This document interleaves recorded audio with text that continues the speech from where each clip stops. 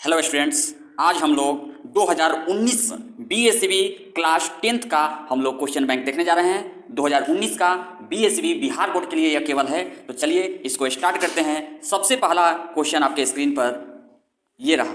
सबसे पहला क्वेश्चन है कि टिंडल प्रभाव प्रकाश की कौन सी घटना को प्रदर्शित करता है। तो इसका राइट आंसर हो जाएगा प्रकाश का प्रकीर्णन, मीन्स ऑप्शन नंबर डी। दूसरा क्वेश्चन है, निम्न में से कौन सा असंतृप्त हाइड्रोकार्बन है।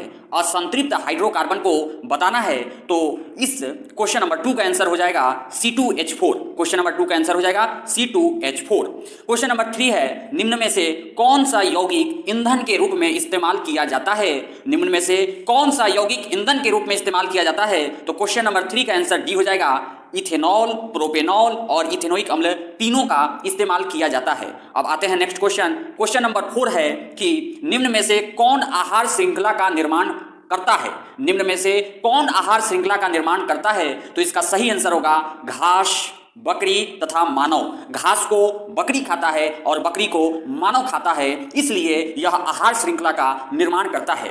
मानव हृदय में कोष्ठों की संख्या कितनी होती है। तो क्वेश्चन नंबर 5 का करेक्ट आंसर हो जाएगा 4। मानव हृदय में कोष्ठों की संख्या 4 होती है। चलिए अब अगला क्वेश्चन है, रासायनिक अभिक्रिया के दौरान किसी पदार्थ में ऑक्सीजन का ह्रास कहलाता है। तो रासायनिक अभिक्रिया के दौरान किसी पदार्थ में ऑक्सीजन का ह्रास क्या कहलाता है। तो उसको बोलते हैं अपचयन। रासायनिक अभिक्रिया के दौरान किसी पदार्थ में ऑक्सीजन का ह्रास अपचयन कहलाता है। क्वेश्चन नंबर 7 है, आधुनिक आवर्त सारणी में समूहों की संख्या कितनी है।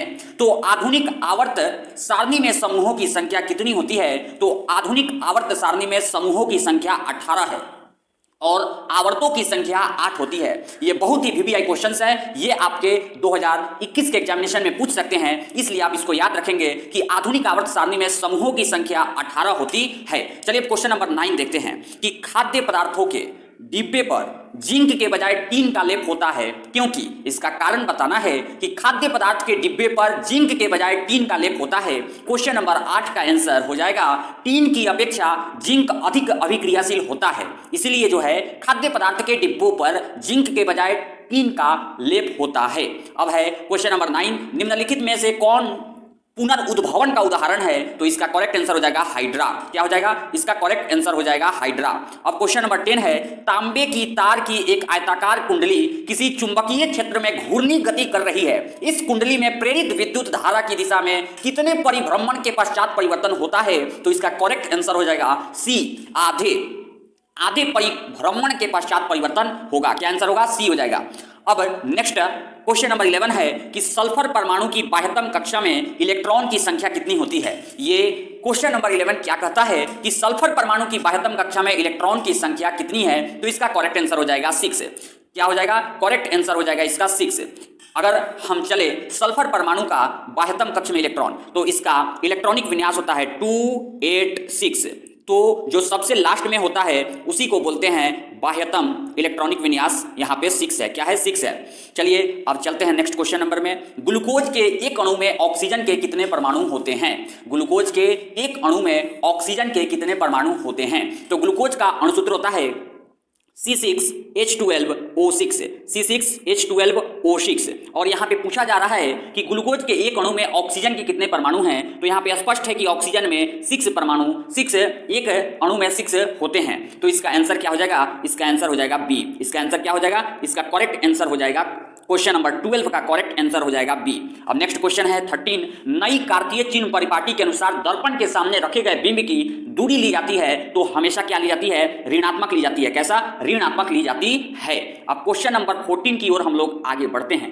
क्वेश्चन नंबर 14 को हम लोग देखते हैं कि पीत रस कहां से स्रावित होता है। तो पीत रस जो होता है वो कहां से स्रावित होता है उसको बताना है। तो पीत रस स्रावित होने के स्थान को बताना है। तो पीत रस जो होता है वह स्रावित होता है यकृत से। क्वेश्चन नंबर 15, निम्नलिखित में कौन मलेरिया परजीवी है। इसका करेक्ट आंसर हो जाएगा प्लाज्मोडियम। एल्यूमिनियम पर मोटी ऑक्साइड की परत बनाने की प्रक्रिया कहलाती है एनोडीकरण। क्या कहलाती है, एनोडीकरण। सामान्य नेत्र के लिए दूर बिंदु है 25 सेंटीमीटर है। कौन सी गैस वैश्विक ऊष्मन के लिए उत्तरदायी है, कार्बन डाइऑक्साइड। कौन सा अजैव निम्नीकरण कचरा है, अजैव निम्नीकरण जो गलता नहीं है। तो इसका करेक्ट आंसर हो जाएगा क्वेश्चन नंबर 19 का करेक्ट आंसर होगा थर्मोकोल। क्या होगा, थर्मोकोल हो जाएगा। थर्मोकोल जो है अजैव निम्नीकरण कचरा है। क्वेश्चन नंबर 20, निम्न में से किस लेंस की फोकस दूरी धनात्मक होती है? क्वेश्चन नंबर 20 पूछता है कि निम्न में किस लेंस की फोकस दूरी धनात्मक होती है? तो इसका करेक्ट आंसर होगा बी, उत्तल लेंस। उत्तल लेंस की फोकस दूरी धनात्मक होती है और अवतल लेंस की फोकस दूरी ऋणात्मक होती है, इसको याद रखें। क्वेश्चन नंबर 21 है, समांतर क्रम में संयोजित प्रतिरोधों की संख्या घटने के उपरांत संयोजित प्रतिरोधों का कुल प्रतिरोध क्या होता है? ये क्वेश्चन नंबर 21 को आपको बताना है। तो इसका सही उत्तर होगा कि घटता है। क्या होता है? घटता है। अब अगला क्वेश्चन है, कवक में पोषण की कौन सी विधि पाई जाती है? कवक में पोषण की विधि जो होती है मृतजीवी होती है। आंसर होगा ए। निम्न में से कौन सा पद विद्युत परिपथ में विद्युत शक्ति को निरूपित करता है? I²R। 23 का आंसर हो जाएगा I²R। निम्न में से कौन अंग संवेद ग्राही नहीं है? संवेदी ग्राही जो है 24 का आंसर हो जाएगा डी। दिमाग जो है संवेदी ग्राही नहीं है। अब क्वेश्चन नंबर 25 है, किस दर्पण का उपयोग सामान्यतः वाहनों का पश्च दृश्य दर्पणों के रूप में किया जाता है? तो इसका करेक्ट आंसर हो जाएगा उत्तल दर्पण। उत्तल दर्पण का प्रयोग जो है पश्च दृश्य दर्पणों के रूप में किया जाता है। क्वेश्चन नंबर 26 है, किस वर्ण का तरंगदैर्ध्य सबसे बड़ा है? तो सबसे बड़ा जो तरंगदैर्ध्य वाला रंग है वह है लाल। लाल रंग का तरंगदैर्ध्य सबसे ज्यादा होता है। 27 नंबर क्वेश्चन है, समजात अंगों का उदाहरण है? तो हमारा हाथ और कुत्ते का अग्रपाद जो है समजात अंगों का उदाहरण है। निम्न में उत्तम ऊर्जा स्रोत कौन सा है? निम्न में से उत्तम ऊर्जा स्रोत कौन सा है? तो 28 का राइट आंसर हो जाएगा बायोमास। 29 नंबर क्वेश्चन है, कौन अंतःस्रावी और बाह्यस्रावी ग्रंथि जैसा कार्य नहीं करता है? कौन अंतःस्रावी और बाह्यस्रावी जैसा काम नहीं करता है? तो यहां पे करेक्ट आंसर होगा अंडाशय। क्या आंसर होगा? अंडाशय होगा। फ्लेमिंग के वाम हस्त नियम में बाएं हाथ की तर्जनी संकेत करती है। तो बाएं हाथ की तर्जनी जो है चुंबकीय क्षेत्र की दिशा की ओर संकेत करती है। बाएं हाथ की तर्जनी चुंबकीय क्षेत्र की दिशा में संकेत करती है। अब नेक्स्ट क्वेश्चन है 31 नंबर क्वेश्चन कहता है कि निम्न में कौन गंगा प्रदूषण के लिए उत्तरदायी नहीं है? तो गंगा प्रदूषण के लिए कौन उत्तरदायी नहीं है? तो गंगा में मछली पालना जो है गंगा प्रदूषण के लिए उत्तरदायी नहीं है। 32 नंबर है, पुष्प का नर जननांग कहलाता है पुंकेसर कहलाता है। 33 नंबर क्वेश्चन है, किस लेंस का उपयोग दीर्घ दृष्टि दोष के रूप में किया जाता है? तो दीर्घ दृष्टि दोष के रूप में उत्तल लेंस का प्रयोग किया जाता है। मस्ट भी क्वेश्चन है कि दीर्घ दृष्टि दोष में उत्तल लेंस का प्रयोग किया जाता है और निकट दृष्टि दोष में अवतल लेंस का प्रयोग किया जाता है। क्वेश्चन नंबर 34 है, विरंजक चूर्ण का रासायनिक नाम है, रासायनिक सूत्र क्या है? तो विरंजक चूर्ण का रासायनिक सूत्र CaOCl2 होता है। CaOCl2 होता है। क्वेश्चन आगे बढ़ते हैं। 35 नंबर है, कौन सा पदार्थ लाल लिटमस पत्र को नीला कर देता है? कौन सा पदार्थ लाल लिटमस को नीला कर देता है? 35 का करेक्ट आंसर हो जाएगा क्षार। क्षार लाल लिटमस को नीला कर देता है। इसको एकदम याद कर लेना है कि क्षार जो होता है लाल लिटमस को नीला कर देता है और अम्ल जो होता है वह क्या करता है? नीला लिटमस को लाल कर देता है। 36 नंबर क्वेश्चन है, कौन सा विलक्षण वंशानुगत नहीं है? तो आंख का रंग जो होता है वंशानुगत नहीं होता है। क्वेश्चन नंबर 37 है, शुद्ध जल का पीएच होता है। शुद्ध जल का पीएच क्या है? तो शुद्ध जल का पीएच 7 होता है। कौन सा कार्बन यौगिक सबसे अधिक अभिक्रियाशील है? क्वेश्चन नंबर 38 है, तो इसका करेक्ट आंसर हो जाएगा CH4 सबसे अधिक अभिक्रियाशील है। 39 नंबर क्वेश्चन है, हाइड्रोजन के दो परमाणुओं के बीच कितने आबंध होते हैं? तो इसका करेक्ट आंसर हो जाएगा एक आबंध। चलिए इसका एक्सप्लेनेशन देखते हैं। ये हाइड्रोजन है, इसके पास एक इलेक्ट्रॉन होता है।